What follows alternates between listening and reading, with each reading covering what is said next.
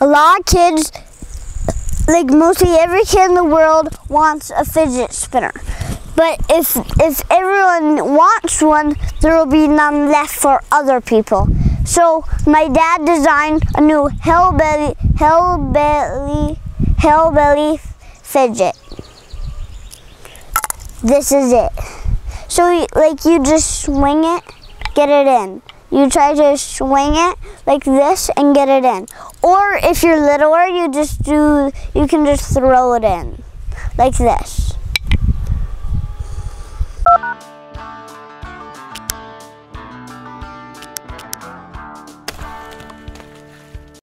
Right, so here's a close-up of the Hillbilly Fidget. Some of the things you will need. I need a pair of scissors, rubber cement, a section of string, a piece of wood. I got mine out of the tall grass, hence the gray hue. You need an eye hook, and then finally, one wooden ball. It is going to be very helpful to have a set of plans. You can download these from my website, www.timothylemoyne.com, or just look in the description below and I will have a link to these plans. This is what the printer-friendly version looks like. I like these because it makes it easy to just print, cut, glue onto your pattern and start working. So to get things started, you're going to start out, like I said, with your pattern, and there's a very specific way you need to cut this thing out. If you look at this pattern, characteristics of it, I cut perfectly right along the edges of the pattern here, and then on the bottom I left some additional paper intact. That's going to help me saw a lot better. After you cut out your pattern, then you got to get some rubber cement. You're going to have to glue it down. Wait about 1 minute for that glue to dry before you start drilling and cutting. With rubber cement, a little bit goes a long way. The thinner you put it, the quicker that's going to dry. On your piece, you are going to want to put a very thin layer that covers the entire surface.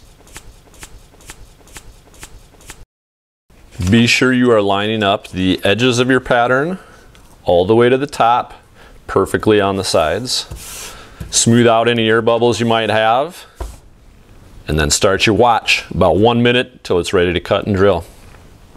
All right, now my pattern is set up and it is ready to be drilled. For this one, you can see that I put a very large diameter bit on it. That's so I can get a larger target for my ball to hit in. I'm going to put down a backer board first so that when this drill bit goes through my piece of wood, it doesn't hit my table. It goes through this. I get absolutely no chip out.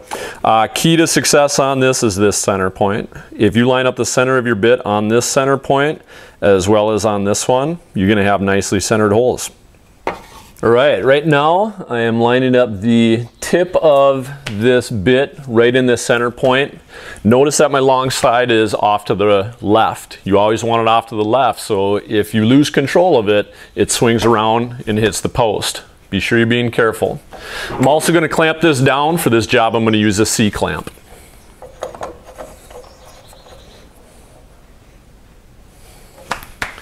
Be sure that on really deep cuts that you're always backing out.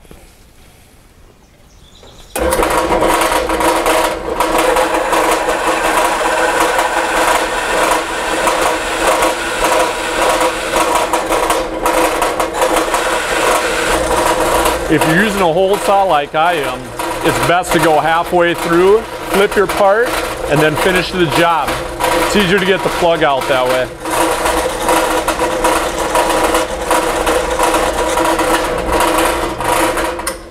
This part here I end up grabbing onto, popping it out.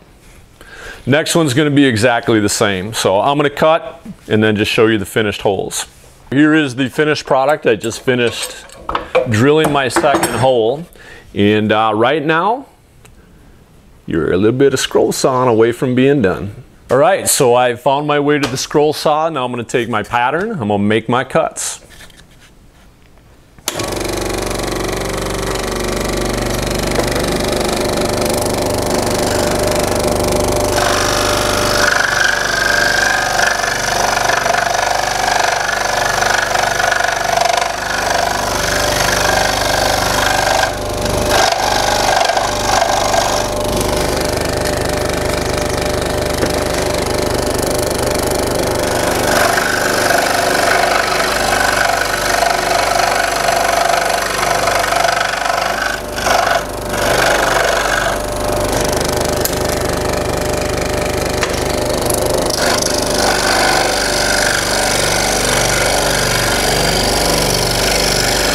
So be sure you're moving slowly around these radiuses.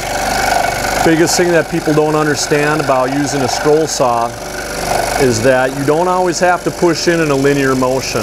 You can rotate as you cut and really not feed it into the blade at all. And I highly recommend going incredibly slow. I use my thumbs a lot to kind of push. I always try to keep fingers on either side of the blade so I don't get any jump up and down. And this project's basically made for beginners, so I try to do just real simple things. If you've never cut on a scroll saw, it might be a good idea to check out my downloadable patterns.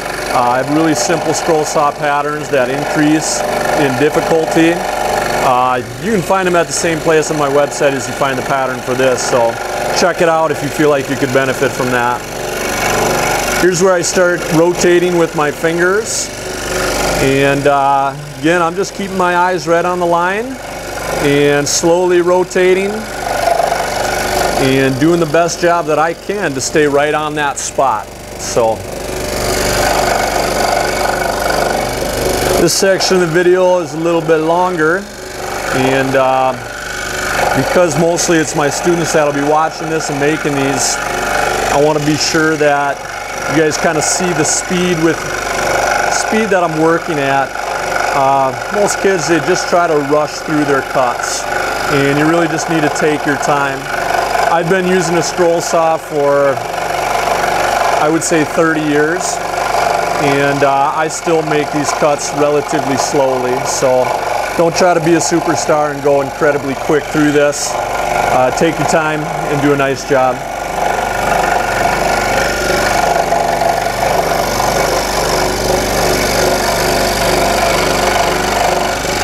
When you get to the end of a cut, I slow down incredibly because I don't want to get any springing action out of my blade. Pa-ching!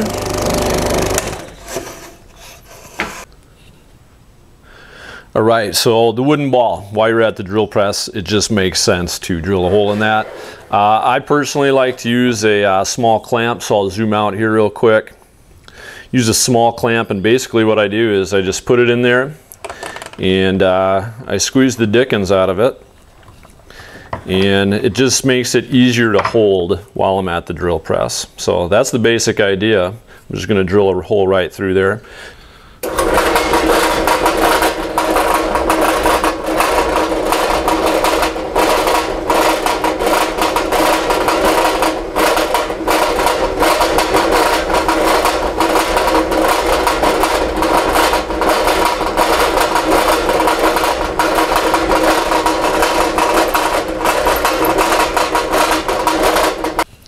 All right, so here it is. I finished wood rasping. I round out inside of both holes on both sides, and then I put a fillet all the way around both sides as well. I think that makes for the most comfortable handle, and just looks the nicest. And the tool that I used is called a wood rasp. If you've never used one of these, you could check out my video where I show how to use these. But basically all you're gonna do is you take the tool and you continue to shave off corners until you've achieved the same roundedness as I have here. I also do a light amount of sanding.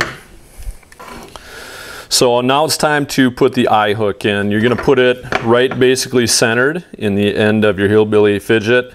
This is end grain. I personally don't think you need to drill a pilot hole, but if you're worried about your board cracking, you certainly can. I'm basically just going to push and twist to get this bad boy started. And as soon as I feel like I've got good progress, I'm just going to give it its final oomph, and I just screwed in by hand all the way in. String, I personally like to double it up. I don't go single layer. So here I am kind of on the edge of it. I'm going to thread this through. This is the real fun part. And through she goes. And basically once you get it through, I just go back through and I loop my string through.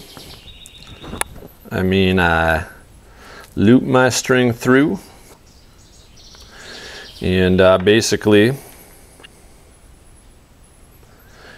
you can see that is ready to swing now. It really doesn't matter how much string you choose to use to put on this thing. I personally like to go about twice the length of my Hillbilly holder. And any way you want to fasten these to your eye hook is totally fine. I think that too many people overthink this stuff.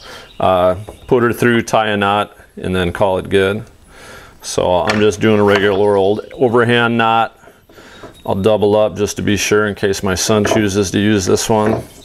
I like to trim the tails just because I think it looks nicer, but then again, this is the Hillbilly Fidget, so if you end up not doing it that way, that's certainly acceptable. So there it is, Hillbilly Fidget. Hope you enjoyed watching me make this thing. If you made it this far, you did more than most people. Sorry if it got long. Don't know what to tell you. Hillbilly Fidget, baby. Score. It's been fun, but I got to get on to better things. About to go check on my chickens. We'll catch you later. Yep.